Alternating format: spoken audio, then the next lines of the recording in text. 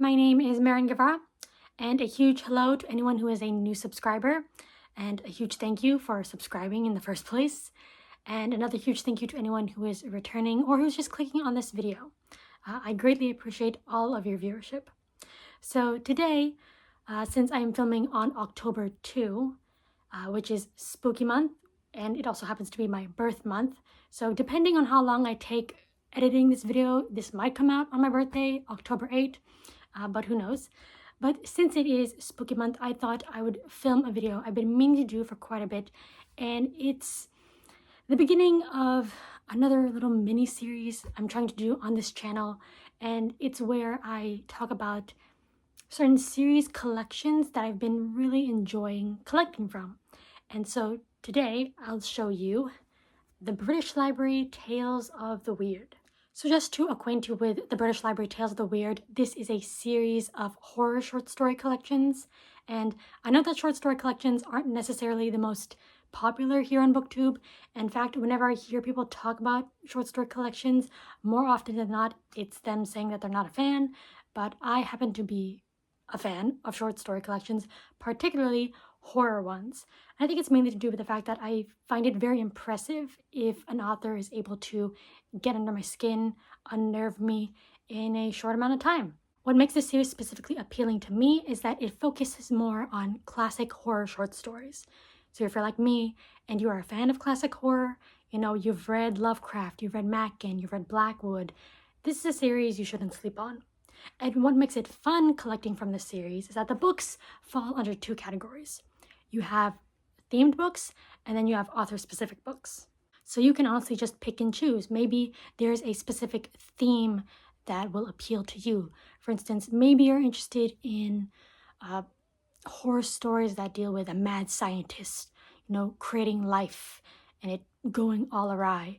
Well then, Promethean Horrors could be a book that you want to pick up. Maybe you're interested in horror short stories that take place in the dark, twisty, unnerving woods. Well, Weird Woods would be a collection for you. And then you have the author-specific books. So maybe you're interested in reading short stories from one particular author. Algernon Blackwood, Vernon Lee, William Hope Hodgson. And it's up to you which one you want to collect.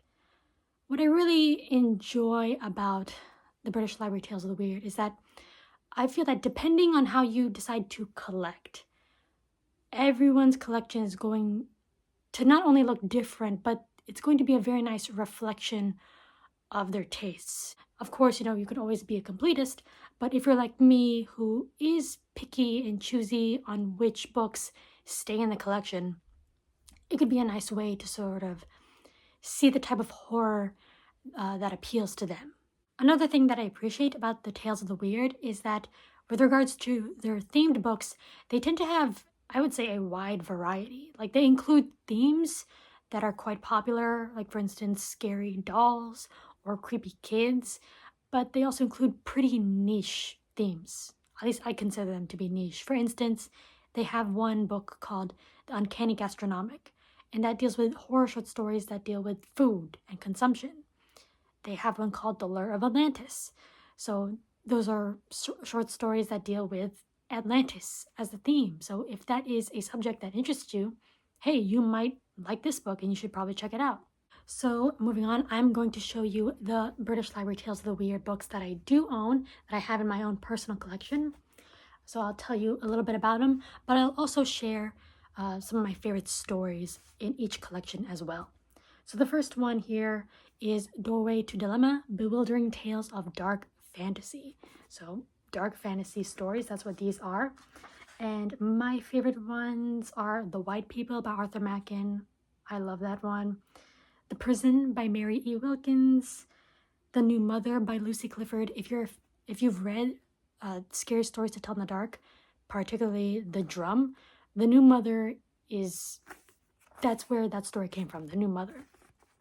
So what's very interesting about this particular collection is that some stories read like puzzles, like dark puzzles, and then the author would write a sort of sequel to it, sort of revealing the solution. And it's up to you because, it is a short story collection, whether you prefer to just have the original story that kind of leaves off open-ended, like a dark open ending, Or, you could also appreciate the solution that the author cleverly wrote or gave.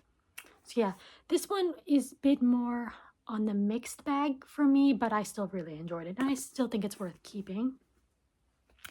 Next one was a surprise for me, and that is Evil Roots, Tales of the Botanical Gothic. So these are all stories dealing with plant horror, and plant horror isn't really my thing. I think the closest thing I've watched to plant horror is The Happening, and I think we all know the general consensus on that movie. But yeah, Evil Roots surprised me. I did end up really enjoying this collection. I think it's one of like the stronger ones that I own. And I was genuinely surprised that this collection worked for me. So this is also a great example that if you just try certain books in the collection, you might find yourself liking certain stories that you might not, that you probably didn't think you'd like. So my favorite stories in here include Rappaccini's Daughter by Nathaniel Hawthorne, The Giant Wisteria by Charlotte Perkins Gilman, The Voice in the Night by William Hope Hodgson, and The Moaning Lily by Emma Vane. So yeah, I think this was a solid collection, and I think it's one of the more popular ones, I would say. Next is one of the more recent acquisitions, and that is A Phantom Lover by Vernon Lee. So this is, as of right now, the only author-specific book that I own, and Vernon Lee is very interesting. Her style, I don't want to say it's exactly like this, but it is reminiscent, at least for me, of Angela Carter. I don't know, there's just some sort of sumptuous, decadent vibe to her writing style that I actually really like. A lot of her stories take place within Italy, so if that's a setting you like, you might like these stories. I believe she lived there for quite a bit. So, interestingly, Vernon Lee's stories are very much in the same school as like Henry James or Edith Wharton, I would say, because these stories could be interpreted as paranormal, but they also have a more psychological horror leaning to them, which I honestly really enjoy as well. And my favorite stories in this one are A Phantom Lover, Amour Dur, Marcia's in Flanders, and Sister Benvenuta and the Christ Child. So yeah, I really enjoyed Vernon Lee, and I'm looking forward to reading more stories from her. Okay, the next one is actually the first British Library Tales of the Weird book I got, and that is The Horned God, Weird Tales of the Great God Pan. This actually made it to my favorite books of the year last year. That's how much I really enjoyed this one. I'd say this is still my favorite, and I think I'm a bit biased because the figure of Pan I just find to be very interesting. So when I found out they were making a collection focused on this figure, I knew I had to get it. I explained it a bit in that favorite books of the year video, but I think what really draws me to the Horned God or stories about Pan is that they tend to be just varied. For instance, in this collection, Pan is portrayed as like this figure of eldritch horror, as a symbol of breaking free from repression, or he's viewed as like demonic, or he's seen as a trickster. It really is up to the author, and I kind of really like that varied look at Pan. Now, my favorite ones here definitely gotta be The Great God Pan by Arthur Machen, Pan by George Edgerton, The Golden Bow by David H. Keller is also really good. Also, what I really enjoyed about this collection is that it includes short stories, but also poems, because apparently Pan was a very popular subject for quite a bit. And yeah, The Horned God. If you're interested in Pan and the figure of Pan, definitely pick this one up. Next is Circles of Stone. So Weird Tales of Pagan Sites and Ancient Rites.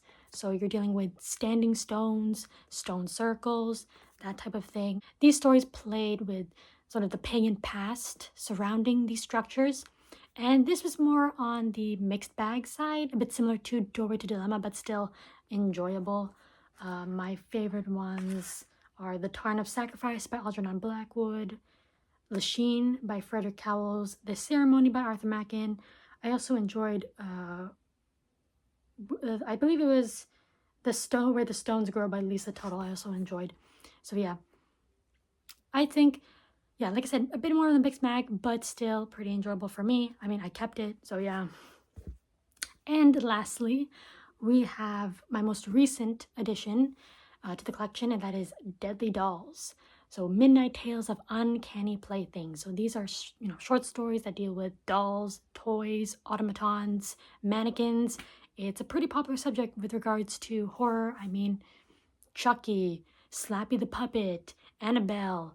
That there was a new doll film where she was doing a TikTok dance or something. I don't even remember. But yeah, dolls are just very popular with regards to horror. And I did read this one, and I do feel that it is also one of the stronger ones in the collection that I've read so far. So yeah, my favorite ones in here include The Sandman by E.T.A. Hoffman, The Doll by Vernon Lee, and The Doll by Daphne du Maurier, The Loves of Lady Purple by Angela Carter. I also enjoyed The Inner Room by Robert Aikman. So this is my personal collection of British Library Tales of the Weird. I did originally own another one called Doomed Romances, but I ended up unhauling it, mainly because it was just more misses than hits for me. I found it to be the least cohesive out of all the books that I've read from the series so far, but I am looking forward to collecting even more. The more I read and the more I collect, I discover, more about my taste, more about my preferences. I mean, for instance, I noticed one trend throughout the books that I've read is that the weaker links, or what I consider to be the weaker stories, were the more modern ones, so like 2010s, 2020s. So just affirmation that I am much more of a classic horror enjoyer. And yeah, it's very interesting what you can learn about your tastes and preferences when you are actively collecting a series like this, especially a series like this when it's mainly categorized by theme and by author. So I hope you guys enjoyed the video. I hope I inspired you to maybe check out the British Library Tales of the Weird. Maybe in this spooky month you'll, pick up one of their books. Maybe you'll get more into classic horror like I'm in. Please comment down below. I'd love to have a conversation with you. Do you collect British Library Tales of the Weird? Are you also a fan of classic horror? And if so, what type of classic horror appeals to you? Is there a specific author you enjoy? Like for me, it's obviously, I'm a fan of like Blackwood and Mackin. You kind of see their names pop up quite a bit in this video. But yeah, thank you for watching, and I'll see you in the next video. Bye!